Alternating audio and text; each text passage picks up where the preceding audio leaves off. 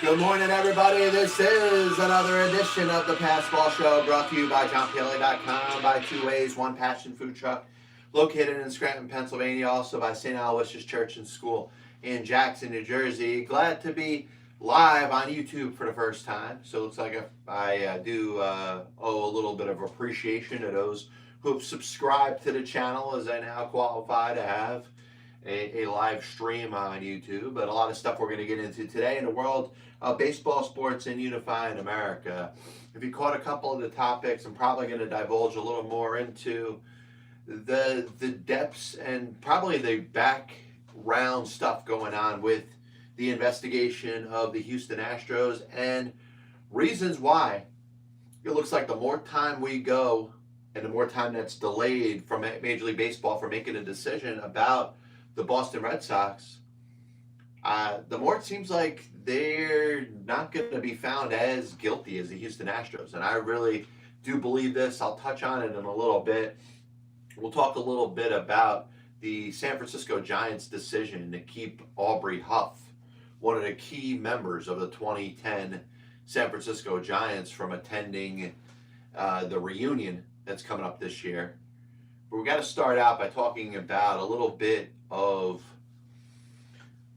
I guess, perspective as what you see when you watch the Daytona 500 the other day. And I'll tell you, I mean, the more I watch NASCAR, the more I see why it's popular. I know why people come from all areas of the country to watch these races. The die-hardest of NASCAR fans, from the partying aspect to just the excitement of the races, I get why fans are as passionate as they are.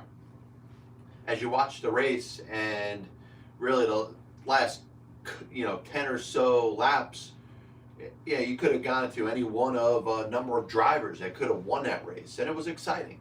If you're pulling for a particular driver, there were very good chances that up to as many as 10 or 12 different drivers could have won that race within the last 10 laps. But of course, it ends up getting marred by a horrific crash, which involves Ryan Newman. And thank God he's out of the hospital. Thank God he survived the wreck. But it made me think of some of the dangerous maneuvers that have become kind of common practice amongst NASCAR racing. And I understand that technology and safety is number one when it comes to these drivers. The way that they are protected within their cars, the way that they could survive wrecks that people driving maybe 30 or 40 miles an hour could not survive. And safety has always been number one. But what I see is no different than what anybody else sees. The maneuvers that are done to put a car right up at the tail of another car and basically propel that car to a higher speed, I get it. And teammates do it. One car will get behind the other one, and it's almost a little bit of a real form of the shake and bake that Cal Naughton Jr. and Ricky Bobby used to do in Talladega Nights. And I understand why you'd want to do that to help your fellow driver win. If you're in that situation, your car happens to be there, you'd want your teammate to, boost you and get you over the top and maybe launch you past the other driver for a win. I get it from a competitive standpoint. But where does it rank in regards to a safety issue, number one, and a risk that somebody might lose their life? And we've been lucky and fortunate, they haven't had a fatality on a NASCAR racetrack since Dale Earnhardt in 2001. And what stands out about that is that crash that ended up taking his life seemed minor in retrospect and didn't seem like it was that big of a deal. But sometimes you get hit in the right spot and you understand that the high speeds that these race car drivers are going at, it may not even seem anywhere near as bad as it is. You could just jerk your neck back and, that could be it. So I wouldn't legislate anything further than that. I wouldn't legislate going, crazy to a point where you say, all right, we got to eliminate all crashes. You understand that cars that are driving at that rate of speed, there's going to be a chance for an accident. The faster you drive, I don't care if you're a professional driver, I don't care if you're only making partial left-hand turns around a track. There's a chance of an accident the higher rate of speed that you're going to. So we're never going to legislate the speed of the cars. But it is a safety issue to basically put one front of a car right against the back of another car to try to make it go faster. And I don't know if anything's going to be legislated to try to change that. The diehard NASCAR fan may say, hey, that's part of Americana, that's part of the race. That's part of what you go out there and see week in and week out. It'd be like taking away the designated hitter in Major League Baseball. It'd be like taking away, something made the three-point basket in the National Basketball Association. It'd be taking away the shootout in the NHL. I mean, I don't know. And I'll admit to not being that diehard of a NASCAR fan to understand how important basically tailgating and making contact with the car in front of you to propel it at a higher speed, how integral that is in the sport. But if there's any way to eliminate it, it would be great. If there's any way to lessen the possibility that a car could go out of control when a car is basically wedged into the back of it, all it takes is the slightest bit of air. You get a little bit off the ground, and the driver maybe makes a little bit of a panic move, and all of a sudden, Ryan Newman is up in the air. His car is flying down the track at 150 miles an hour on its hood or on its roof. And as I'm watching that, and man, I mean, for the people that love gore, how many times did you have to see that crash over and over again? When it's being shown, you still don't know if the guy's alive. There's still no story that the guy is breathing, that he's going to be okay. And you say, hey, look at this horrific crash. I'm sorry. I don't care how you may feel. You may feel a little differently to me. If I'm watching something that's resulting in the loss of somebody's life, I can't get my eyes to see it. Maybe the general public is in love with death and gore, faces of death. But when I'm forced into watching this over and over again, the slow motion replay, and I know that there's no certainty that this man is alive, I kind of wish I'm not seeing it. This copyright broadcast is authorized under internet rights granted by the World Wide Web and is solely for entertainment of our audience. Any publication, reproduction, or other use of the pictures, descriptions, and accounts of this show without the express written consent of the Passed Ball Show, JohnPLE.com, and John PLE LLC is prohibited. Any commercial or other use of the program, such as by charging admission for showing, is similarly prohibited. So, if you heard the open, you heard me talk a little bit about the San Francisco Giants and CEO Larry Baer's decision to keep Aubrey Huff away and not invite him to the team's 10-year celebration or the 10-year reunion of their World Series championship that they won in 2010. And of course, if you remember the San Francisco Giants, and if you're a halfway decent baseball fan, you'll know that the Giants won the World Series in 2010 and 2012 and 2014, the most in the decade of the 2010s. And what stands out about the Giants' win in 2010 in particular is that was their first World Series championship in 56 years. Their first World Series championship since moving to San Francisco from New York after the 1957 season. So it's one that meant a tremendous amount to the region, to the fans, and to everybody that loves the San Francisco Giants. Now, there are fans that go back to the days of New York, but I'm sure San Francisco Giant fans are children and grandchildren of New York Giant fans.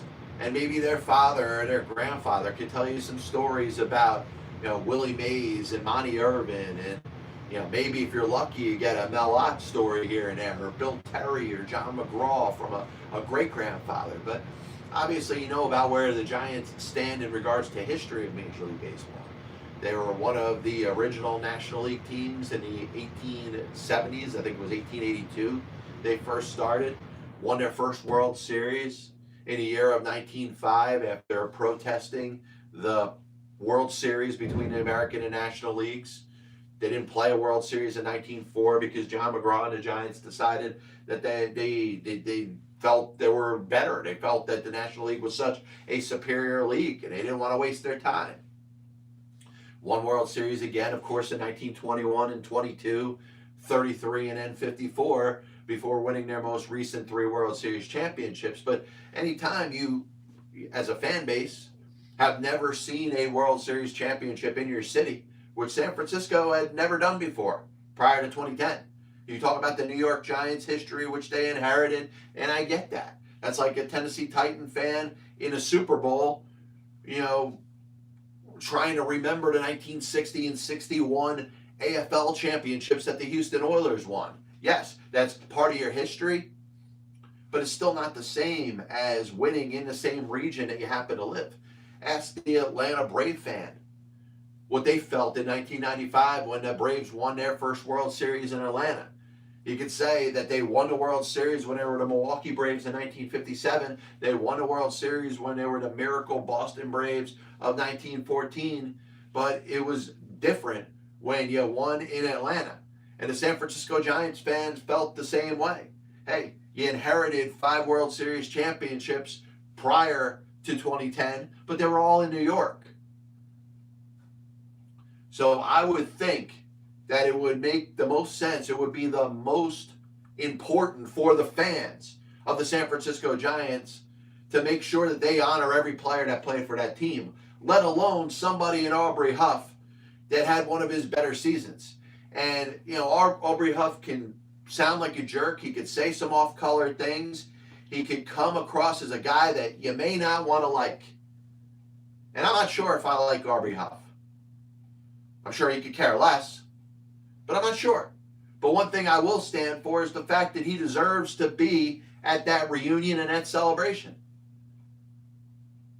And if it happens to be because of political allegiance, I'm sorry, dude. He's not the only one that supports the President of the United States. Understand that there's plenty of people that may or may not care about our particular president, but respect the position that he has. And if this is totally done as a reason to take a political stance by the San Francisco Giants, it's a terrible job. And listen, like I said, Aubrey Huff may be the worst guy in the world. I don't know. I've never met him. I've read some of his tweets. But is that what we're going to do nowadays? We're going to use forms of social media to ostracize people based off of the things that they say? I mean, there's a couple things in particular that were pretty bad that he tweeted. But that's not enough to keep him from being part of a reunion of a team that won a World Series for the first time in 56 years. That won a World Series for the first time since moving to San Francisco. The Giants are a very valued and prideful franchise. And I'm sure Aubrey Huff would have gotten an outstanding ovation with the San Francisco Giants. And I'm not asking you to bring Barry Bonds back. Barry Bonds didn't play for that team. I would have more of a problem with Barry Bonds being invited. You can tell me that Barry Bonds would not be welcome there. And you know how I feel about Bonds. I think Bonds was one of the best players in baseball history. He was one of the best players. He was the best player that I ever saw play.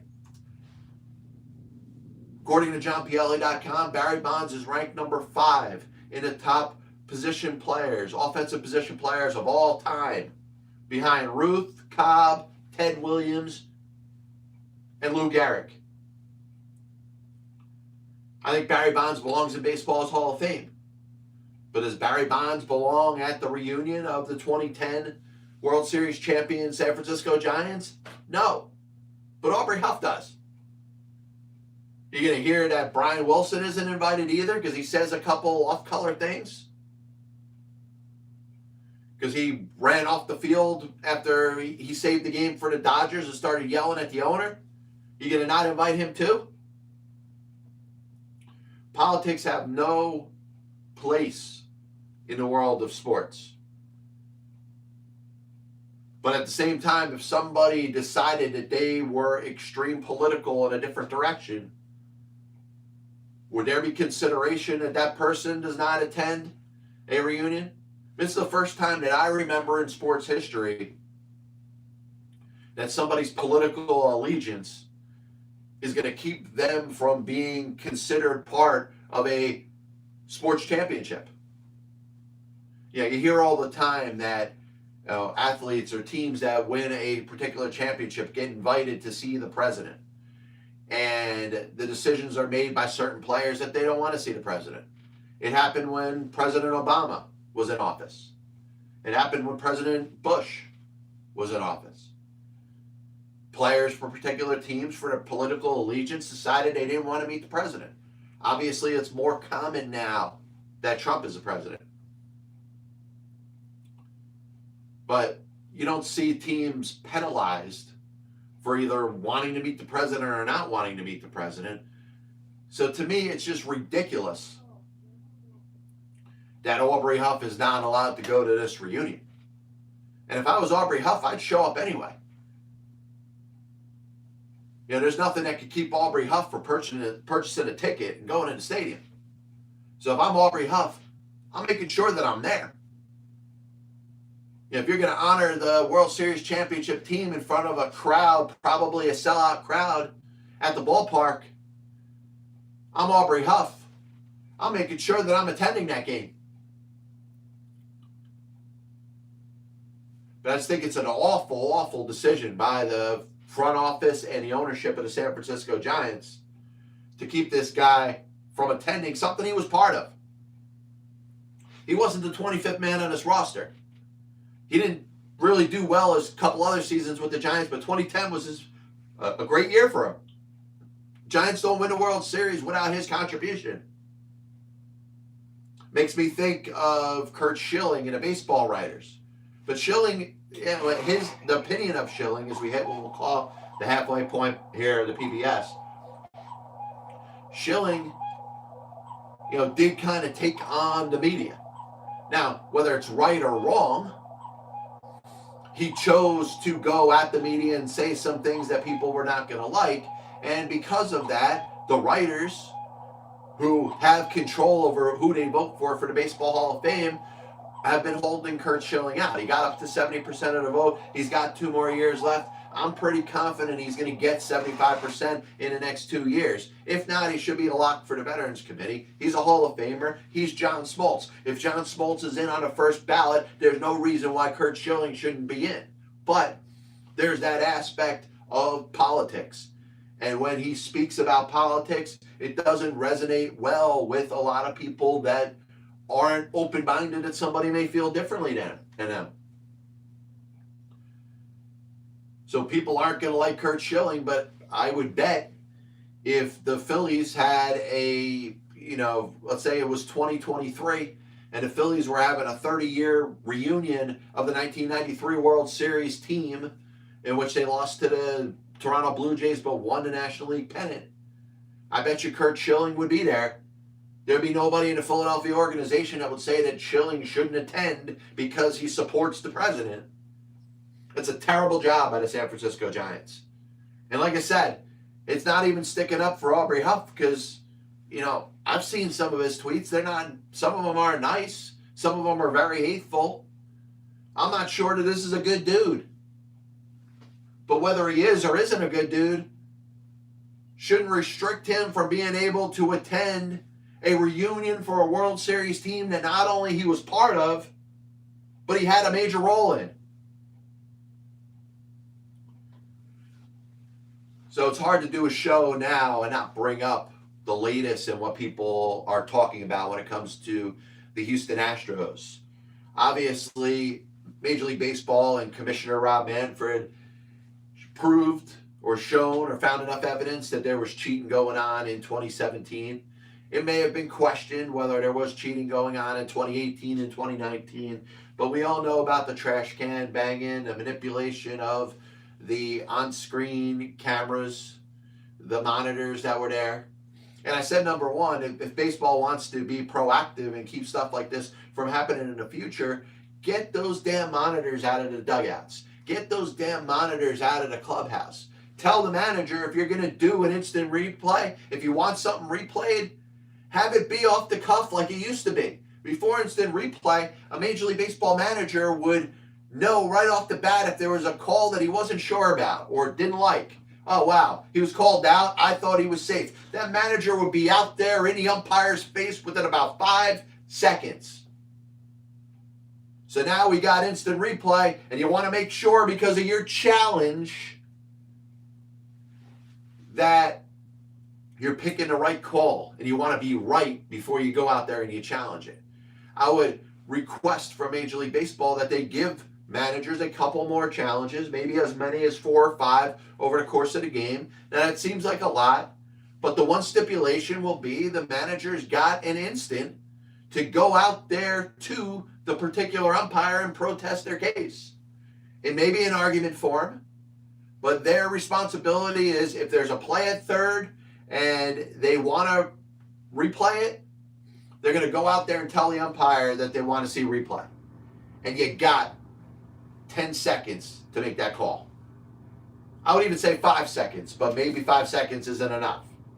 Get the monitors out of the dugouts. Get the monitors out of the clubhouses. There's no reason for it. But the other aspect of this too, and this kind of bothers me because you think of the Major League Baseball players that are protected by the players' union. And anybody that has a job that is protected by a union understands all the benefits of the union. Usually takes care of you in health care. Usually gives you a livable working wage.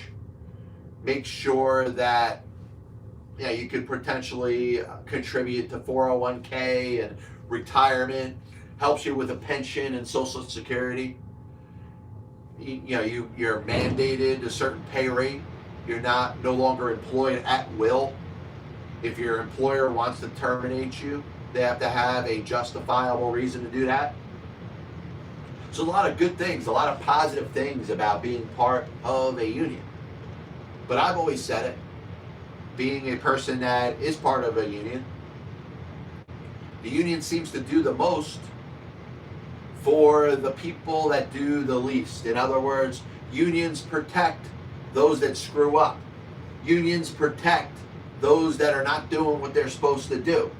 Unions keep its members jobs when in some cases they don't deserve those jobs anymore. Anybody that's been part of a union has seen employees that are protected by the same union keeping jobs when, from a disputable standpoint, they may not necessarily deserve to keep it. An employee doesn't show up for work. He gets fired. The union brings him back and they keep their job. There's been many examples of stuff like that. Unless it's cut and dry, unless it's theft, unless it's something malicious, unions do everything they can to protect its members, even in cases that they did wrong. Now, if you haven't followed me so far, you see what I'm getting to when it comes to the Houston Astros and the Major League Baseball Players Union. The union is caught in a little bit of a twist or a little bit of a split because it's got to protect the players, but in the Houston Astros case was wrong. And like I said, maybe we'll find out that the Boston Red Sox players of 2018 were just as wrong. I don't know. And I said before, the more time that goes by before you hear anything or any conclusion of the Boston Red Sox cheating scandal of 2018, the more I'm thinking, number one, Major League Baseball didn't find very much, if anything. And number two, the penalties are going to be a lot less than what we saw from the Houston Astros in 2017. But the most important part here that has to be understood, and a lot of people are mad, I get it. Fans are pissed off. Players are pissed off. Members of certain baseball teams that aren't named the Houston Astros are pissed off. I believe you have every right to be mad. But you have to understand that things are the way they are for a reason. The Major League Baseball Players Union has a responsibility to all its members. So it starts with the Houston Astros players, who, once again, unions what? They tend to protect the deviant over the positive serving members, the ones that do just rank and file, the ones that just simply show up every day and do what they're supposed to do. They protect those that are devious. They protect those that are not doing their job. And in this case, they're protecting those players for the Houston Astros that were cheating. That's why the investigation started with the players getting immunity. And once again, the only player that got penalized in this is Carlos Beltran. He was kept from getting a job as a Major League Baseball manager. And I hope that applies for every Houston Astros player going forward. I hope Alex Bregman, when he's about to be named the manager of whoever, I don't care if it's a team in Taiwan, I don't care if it's a team in Panama, I don't care if it's the winter leagues in Cuba. He better be restricted from getting that job the same way Carlos Beltran is. But once again, the union has a responsibility to all its members, which include the deviant here. Now you could say that the union should also protect those that have a problem with what happened with the Houston Astros and this investigation. Should they protect the Cody Bellingers and the Mike Trouts and the Aaron Judge? And you know, every reporter is going to talk to every star player trying to get a soundbite. We understand that players are pissed. But what can you do when you've already drawn your line in the sand? Tony Clark and the Players Association said, hey, we're going to get immunity for the players in this investigation with the Houston Astros, and we're going to stand by them. You can't stand by them and stand by your rank and file do-gooders. So once again, the union, which has a lot of positive benefits, I would suggest, if you can be part of a union, be part of one. Like I said, you get a steady wage, you get health coverage, you get a pension, you get Social Security. You can't be terminated without something that's absolutely malicious. It's good to have the protection from the union. But sometimes it goes a little too far. And I think it did here. I don't know if there's going to be a break in the Players Association. You know, think about it. The Major League Baseball Players Union is the strongest one in the country. So why would you expect there to be a major division there? Sure, there's players that are pissed off, but in the end, if the shoe was on the other foot, you're not hearing a lot out of the Boston Red Sox. And once again, we'll get a decision soon. Like I said, I have my inclinations. I may not be right, but I think they're going to find less on the Boston Red Sox than they did the Houston Astros. And Red Sox players, certain Red Sox players are being quiet. Yes. They're not as much in it to bash the Houston Astros. Did they do something wrong? Maybe. Alex Cora is looking at like a person that probably did something wrong. He was part of the Astros thing in 2017. It got him a job as the manager of the Boston Red Sox in 2018. And they won the freaking World Series. But baseball should continue to investigate this, because I've said all along, and this is something that I truly believe, cheating in baseball, the manipulations of the television monitors and the cameras, I think is a little more widespread than we're even given credit for.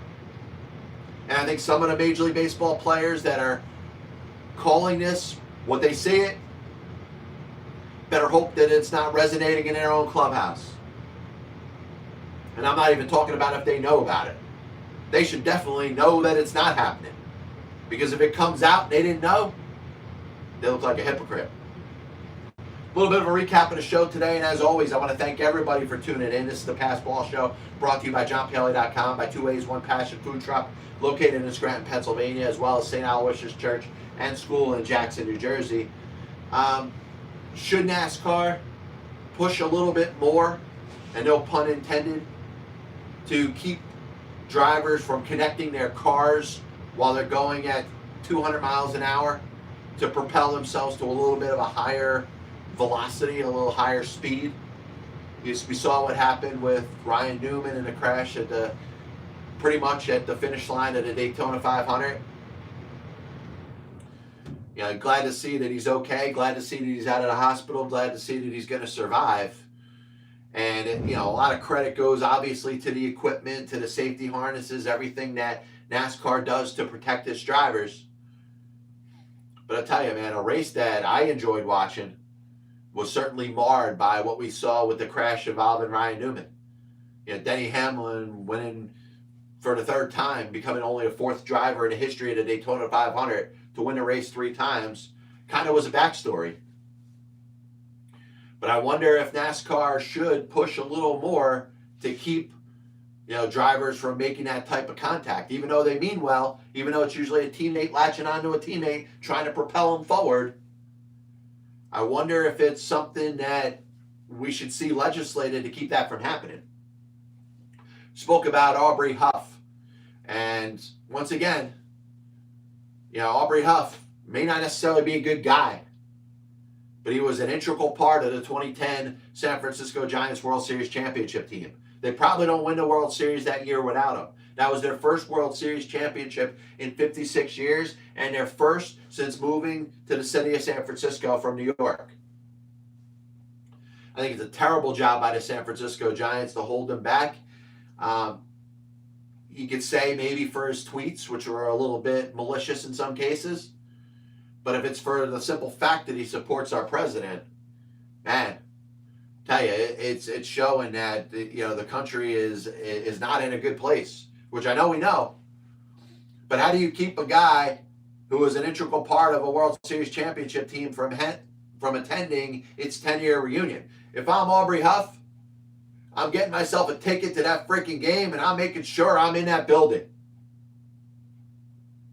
Last thing we spoke about was unions, Major League Baseball. So many positive things when you talk about being part of a union. You get health care, like I said, vacation time, Social Security, pensions, protection. You're no longer employed at will. But what do we always see with unions? Unions seem to protect those that are in trouble. In some cases, maybe they're in trouble for the wrong reason. Maybe it's something that was more on management. Maybe something they didn't do wrong. But I compare union protection for employees that are in the wrong to what we talk about with criminal defense attorneys as they apply to this country. Now, criminal defense attorneys, in their mind, are to protect the innocent. But at some point, you're gonna represent somebody that's guilty. And the same thing with the union. At some point, you're going to represent somebody that was devious, that was wrong, that was doing what they're not supposed to be doing. And that's what the Major League Baseball Players Union is doing with the Houston Astros. They're doing their job, and there's no way that they shouldn't be doing their job. But unions in certain situations tend to protect those that are deviant. So the union's in a tough situation because it wants to represent all its players, and players are pissed off that the Astros cheated. You can't represent them both at the same time. You could try, but there's a conflict of interest there. I do want to thank everybody for tuning in to the Passed Ball Show today. We'll be back with you Saturday. Next week we'll do a couple shows from Florida as we catch into some Major League Baseball spring training. We're heading down there a little bit earlier this year. But, we'll certainly have some good things to talk about there. Of course, everything going on in the world of baseball, sports, and unifying America. We'll see you Saturday morning. God bless you. And as always, I'll see you on the other side.